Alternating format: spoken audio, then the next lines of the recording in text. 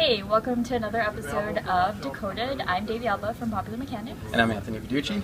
And today we're going to be talking about a few things that have been in the news today. Yeah, right? And this whole week.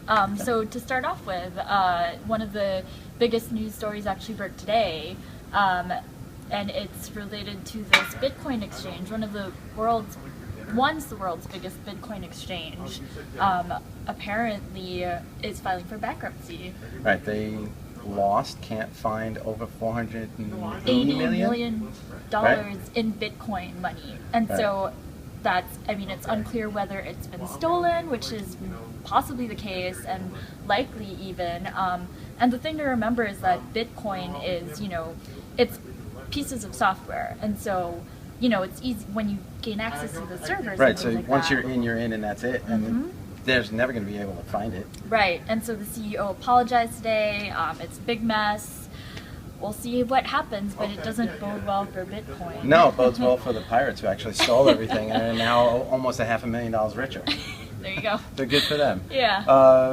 Another thing that happened earlier this week, Mobile World Congress, everyone was talking about that earlier this week. Yeah, there's a lot of news on that, but let's talk about the Nokia. Yeah, that came out of that conference. Yeah, they did an Android-based phone. Yeah.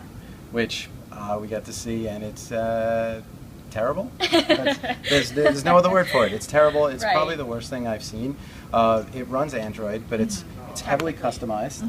It's a combination of almost every skin you've seen out there, but mostly it's the Windows. Asha Windows phone, and both of those running on top of an Android framework, 4.1. So and the phone is very old specs, tiny old specs. But the worst part about it is, even though it's Android based, no access to the Play Store. Yeah, what's up with that? You have to sideload apps, which no one knows how to do. So basically, it's a phone that does zero, unless you have their apps. Yeah. It doesn't even have Google Maps. It has nothing. So I would steer clear of it. I wonder what's going to happen to it. Yeah, one of the things about the interface of Windows that I like is, the live tiles, which they do try to mimic here, but it's hard to find an app because you have to scroll down to it. Yeah, it's dumbed down. It's dumbed down. The tiles are hard to use to begin with. Not bad, but hard to use, especially if you have a lot of apps. And this takes it one step below.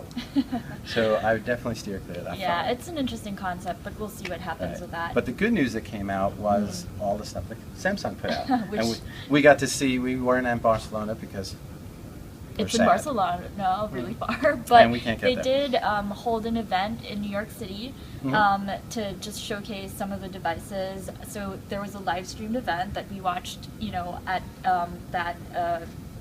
that where we were, and where we were, and we start off with the Samsung Galaxy S5, which is the update from the 4. Great specs. It's top of the line flagship phone. The internet blew it up to where it was. I think it came with a flying jet car. Really high expectations. Yeah, and especially the display. Yeah, the same. 2K, 2K screen on a phone. Yeah, we'll get there, but not yet.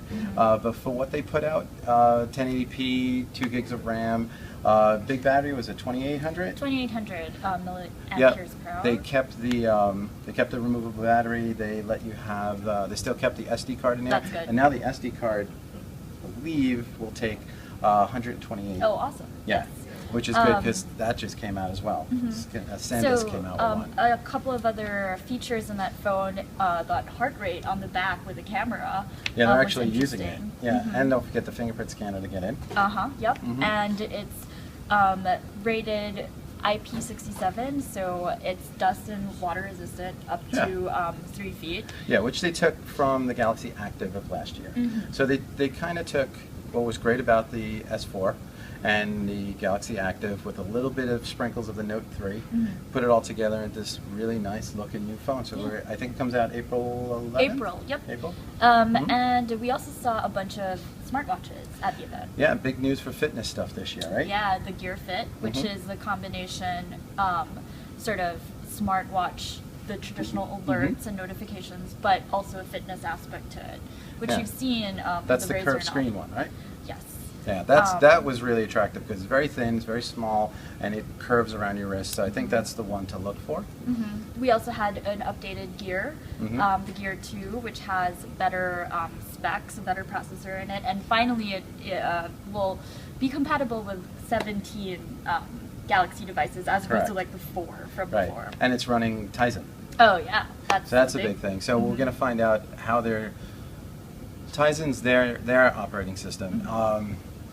And I don't think I think on a watch it's going to be fine. I know they're going to do a phone, and I think at Mobile World they had one all the way in the background, a little beta phone, and you can't tell the difference between the skins because it's heavily customized, right? So we just have to see how easy it is to develop an app for both Tizen and Android, or if it's an emulator, or if you just run it. But for the watch, I think it's going to be great. Do you think that that's possibly a direction that Samsung might be interested in the future? You know, like moving away from Android? I think it's a possibility. There's no reason why you shouldn't. I mean, if you have an operating system that's free, you've developed it, you can easily skin it, customize it, and update it. Sure, why not? And then if you can run emulated Play Store games, I think you'll be fine. So let's see what they have in the future. Yeah, and we'll be trying out those smart watches in April. So yeah, as soon as they come in, look for our big reviews, and I think that's it for the week, right? Yep.